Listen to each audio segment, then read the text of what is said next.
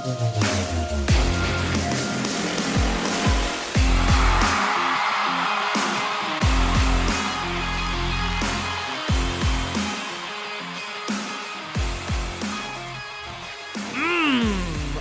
the Colts have got their guy at defensive coordinator, Lou Anarumo. And of course, you already know that. I didn't break any news to you because if you're watching this show, it's very likely that you're very much in on the Colts news cycle. And listen, I was probably the absolute last person to give you their opinion on this story. But just because I'm a little late doesn't mean I'm not exactly on time. That's what it is that we do over here, okay? Smooth Lou, the mad scientist hailing out of Staten Island. I mean, what the fuck are we doing over here? Ming, right? We don't hate that at all. A native New Yorker myself. Bonus points for Lou Anarumo for being from Staten Island. I don't hate that whatsoever. Us New Yorkers, are not exactly known for being the nicest people, the most polite people. I'm not saying that's a direct reflection of Lou Anarumo and his personality, but all I'm saying is New Yorkers known for being a little rough around the edges. So if we were looking at Gus and saying this is a super nice guy and we don't want that around, listen, I could convince myself that Lou might come in here and give a little bit of the nasty to this defense, right? This is a guy that they call the mad scientist because he's known for his creativity as a play caller on the defensive side of the ball. Ingenuity, I believe, was the word I saw. Fancy schmancy word that I found on Google. But he is known to be fluent in his game planning from week to week, right? And his play calling and his scheme and what fronts you're going to see out of him, the alignments of the linebackers, where everyone's lined up. I don't want to sit here and speak out of pocket. My point is that you can't predict week to week exactly what it is that he is going to be doing. That's kind of his MO. That's what he's known for as a defensive coordinator. This is a guy that in theory at least specializes in the secondary. Before he was defensive coordinator for the Bengals, he had a background for many, many, many years as defensive backs coach. He's been consistently in the top half of the league in blitz rate as a defensive coordinator. I mean, all right. That, if nothing else, is a massive changeup from what it is that we've been used to seeing as Colts fans for really, I don't know how many years. I'd have to do the math, but you're talking about Gus Bradley and Matt Eberflus, neither of which were known for this type of thing. So, I mean, if nothing else, it's a breath of fresh air for us Colts fans. But at the same time, you do have to be fair and objective and look at the production of his defenses since he's been the defensive coordinator of the Bengals, and it's been a little bit of a mixed bag. So you could look, of course, at really, and this is the big stretch with him, right? The back end of 2021 and all of 22, the Bengals were really a big-time unit, back-to-back AFC championships, and of course they had Burrow and the weapons and all of that going on, but the defense played a very, very big role, and really 2022 specifically were the elite of the elite on the defensive side of the ball. 58.9% completion percentage opposing quarterbacks had against the Bengals defense that season. That was easily the best defensive performance or the best performance out of a secondary in the league on that specific side of things. And again, for us, a breath of fresh air because we know that the Colts, you could never, under Gus Bradley, underestimate this defense's ability to let a backup quarterback go for 300 plus yards and 80% completion percentage, okay? So we see that there's potential upside, but at the same time, you do kind of have the elephant in the room. And one of the reasons that when we were talking about the potential candidates prior to someone being hired had me a little bit hesitant, the Bengals offense this past season was historically good. I mean, absolutely spectacular. But on the other side of the ball, the defense was so bad that the Bengals actually managed to miss the playoffs despite averaging, close to 30 points a game. It felt like Joe Burrow had to throw or score rather 35, 40 points a game to win with the Bengals. I mean, with all you think about guys like Joe Burrow, right? What do we say about the Colts? They need a franchise quarterback. Sometimes we look at this team and say, if we only had a guy that we could trust and give the keys to the franchise, excuse me, a little bit of pasta I had before this, all right? Staten Island, right? If only we had a guy that we could trust to give the keys to this franchise to at the quarterback position, all would be good and well over here. Well, the Bengals have that and then some. They have one of the best in the league, along with guys like Jamar Chase, T. Higgins, et cetera, et cetera. And even with the offense performing as well as it was, the Bengals were 9-8, and the Colts were 8-9. Now, I know you have strength of schedule. That, of course, is a factor in that.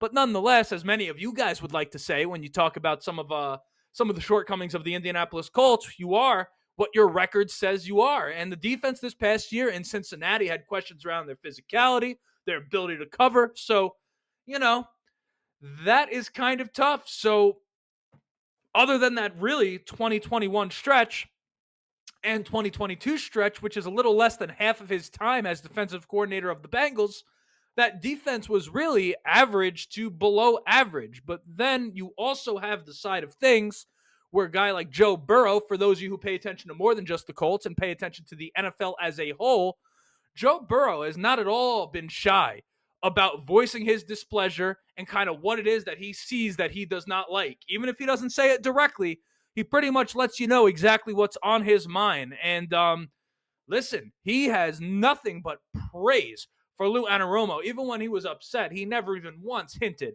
that the defensive coordinator was the problem. I mean, this is a quote right here. Joe Burrow talking about Lou Anarumo. He's one of the best coaches in the game. He's proven that he gets the best out of the guys. And that was after this season, okay? And in fairness to that point, Lou Anarumo was indeed a head coach candidate for a few teams going into that 2023 offseason, following that really great 2022 performance on the defensive side of the ball for the Cincinnati Bengals. So a lot of people say you look at the Bengals this past year and really what you had was a personnel issue as opposed to a coaching issue on that side of the ball.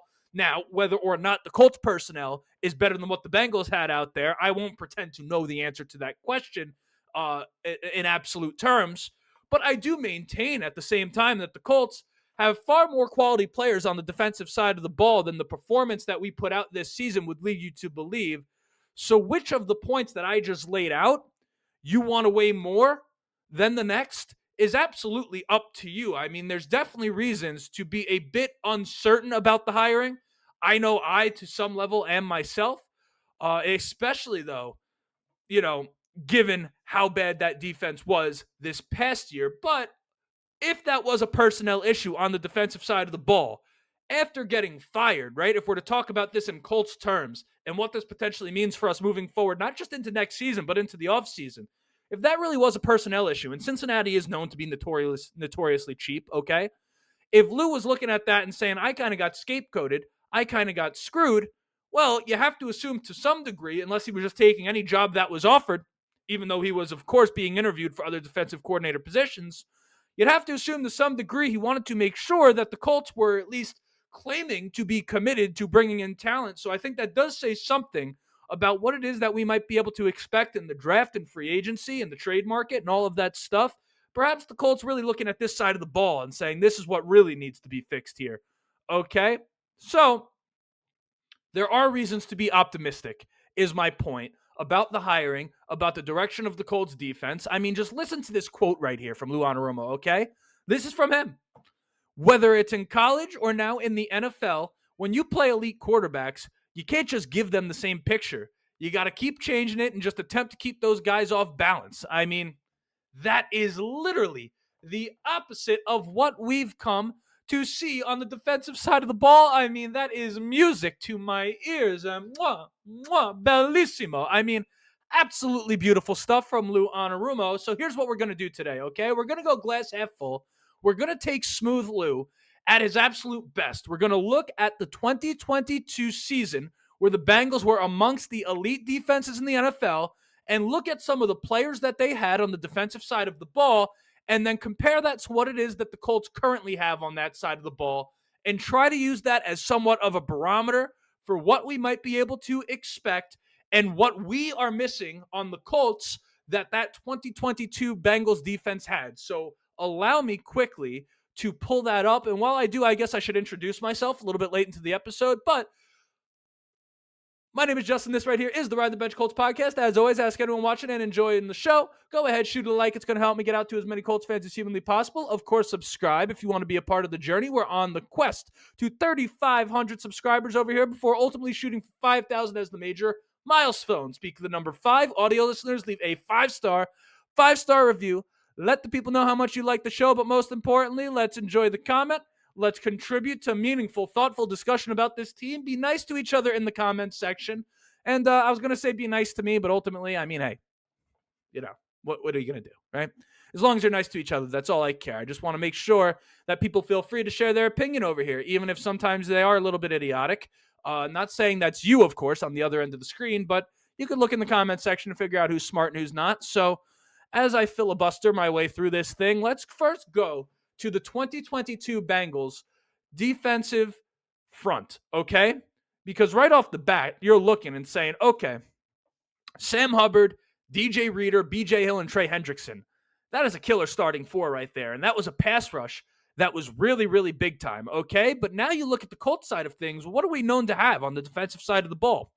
I'm not going to lie. For my money, I would say maybe Trey Hendrickson. I guess because of the nature of the position. Really, when you look at, okay, let me not get ahead of myself. This season, we had Kwity Paye, DeForest Buckner, Grover Stewart, Dio Ndangbo. We don't know whether or not he's going to be back. You had Tyquan Lewis, Raekwon Davis, right? Quite a few players. Latu as a pass rusher. Samson Ebukam before he got hurt. Okay, so the Colts, number one, when you talk about the depth on the defensive line, definitely deeper than what the Bengals had that year. But additionally, there's an argument as to whether or not Trey Hendrickson or DeForest Buckner, between those two defensive lines, who is the best player, period. I mean, I would say maybe you do have to look at Trey Hendrickson and say because of the nature of the position, ultimately a pass rusher coming from the outside, kind of matched up with a tackle, is going to have more of an impact on a game from down to down than a defensive tackle like a DeForest Buckner. But at the same time, DeForest Buckner is one of the better defensive linemen in this league in the past 10, 15 years. I mean, he is that big of a deal, particularly when you talk about defensive tackles. The combination of him and Grover Stewart is absolutely something that I look at versus DJ Reader and BJ Hill and say, as good as those two were during that season, I mean, Buckner and Grover is about as good as it gets as a duo. And then Sam Hubbard and Trey Hendrickson as pass rushers, fantastic. I mean, Trey Hendrickson, what a football player that is. I mean, my goodness. I mean, I'm a Colts fan for sure. And I'm but I'm a football fan. I don't know. It's a 1A, 1B situation. Point being is just as much as I love the Colts, I love football. So I could appreciate greatness on any team. And Trey Hendrickson is an absolute pleasure to watch out there with no gloves and the long sleeves. I mean, just could spot him from a mile away. He's one of those guys. But you look and say, wow, those aren't guys right there that were in, at least to my knowledge. I may be wrong here, but I don't think either Sam Hubbard or Trey Hendrickson were guys that were particularly highly touted. They sort of came into their own. So you do wonder, well, okay, those guys were able to produce really well. A guy like Latu, who maybe started off a little bit slow, what does that mean for him going into next season? And can a Lou Anarumo get the most out of him? Because Latu is the piece on the Colts defense right now that I look at and say, man, we talk about all these deficiencies. We talk about the need for personnel. If that got turned up a notch, right? If you've ever seen, what the hell is the name of that movie with the rock band? You turn Latu up to an 11, right? If you know the movie, you'll know that reference. If you turn them up to an 11 and he took the next step, okay, that would change a lot of the conversations we have about the Colts defense. So I'm pretty excited for him in of itself. But again, I look at what this Bengals defense was able to do from a pass rushing perspective and say, okay, Latu, I'm kind of excited about what that can be. The linebacking crew, Logan Wilson and Jermaine Pratt, really, really a good duo that year. And I think Zaire Franklin and EJ Speed, I think EJ Speed's going to be gone. Zaire Franklin, I haven't given up on yet as a player at all. Sure, he has his deficiencies in coverage, and sure, there's been missed tackles, but I mean, at the same time, he also makes a lot of tackles. And there's times when you're watching a game and Zaire does take over for periods of time, okay? Whether or not you're angry with him about the podcast, all that stuff, I'm talking about as a player and a player alone. Zaire Franklin can play, okay? He can play. He does not stink. If Zaire Franklin was a free agent, he'd get a massive contract. Like, Zaire Franklin is a good football player, okay? But at the same time, you look and you say, okay, I like Sagan Olabi. I thought he was a guy that stood out at training camp this past season. Cameron McGrone, fine. Okay, Grant Stewart, fine. Jalen Carley's coming in. We kind of like what he brings as a potential pass covering linebacker, making the move from a safety this past season. Remember, drafted as a safety, brought down to linebacker. Okay, that's a good start, but you do look and say, Logan Wilson and Jermaine Pratt alone that season, I mean, those two guys, probably better than any duo that you want to mix and match out of the names that I just said on the Indianapolis Colts. But maybe not by all that much. You do wonder if one good piece in that linebacking crew you add to what we have, can that be a group that makes a little bit of noise for the Indianapolis Colts? Yeah, I think so. I think one guy, I think you could upgrade Zaire if you really, really tried, but I don't think that's an easy upgrade. That being said, who you bring in next to him, if you can upgrade EJ Speed and say Zaire, new guy, and Jalen Carley's, and then you add in the guys like Olabi and Stewart who could fly around as well, I think the Colts at linebacker, I think, bring enough for Lou Anarumo to work with.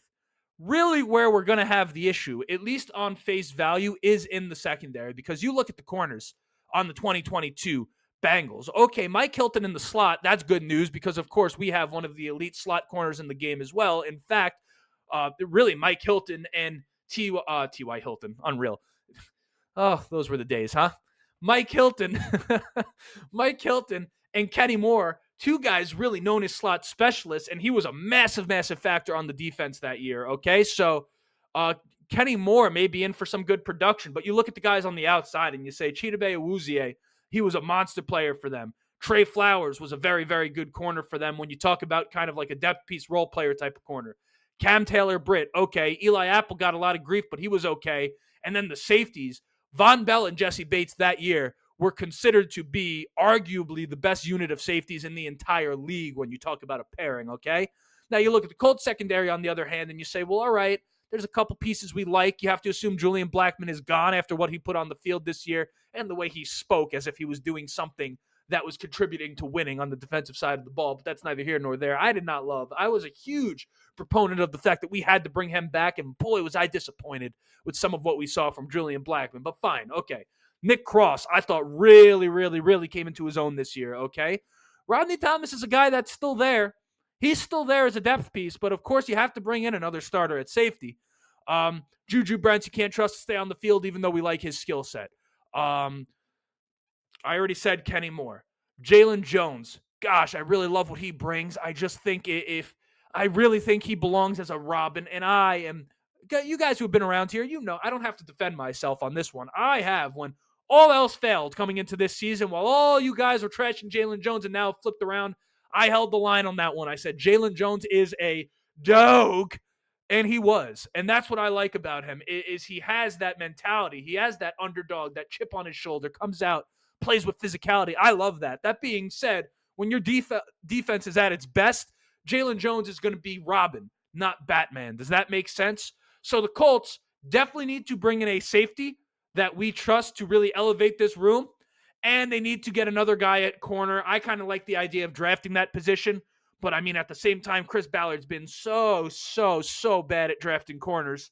It's kind of tough to trust that he would do a good job there. But on the flip side, hey, Lou Anarumo, that's his bread and butter. So perhaps Chris Ballard defers to the new defensive coordinator on that front. Boom, eureka. Okay. So that was somewhat of a comparison of the units, and I'm looking and I'm saying, well, okay. I mean, the Colts have everything they need up front. You don't need to do anything to this defensive line, but just maintain it a little bit, right? The linebacking crew, okay, you need a piece, maybe a second one, okay. And the corners, you need to bring someone in. I like kind of what Samuel Womack did, but you need someone to lift this room, right? You need a corner and a safety, and big-time ones at that, okay? Whether that be in the draft, free agency, or both, okay? But the Colts right here, from a personnel perspective, I mean, you may disagree with me on the analysis of some of the players, but you would have to admit, hey, now that Justin's talking about it, not quite as far off from a personnel perspective as we think. You take a Lou Anarumo, you put him in here. Listen, do I have questions? Yes. Do I think he can answer them and pass whatever tests I feel he needs to pass with flying colors? Absolutely. And I'd have to say I'm very, very excited for what this offseason brings. Now, as I always say, disappointment is rooted in expectation, so I won't quite put my emotional eggs in the expectation basket. But at the same time, hell, what am I saying? I do kind of expect the Colts to be kind of active this offseason. It's still early, so we won't know.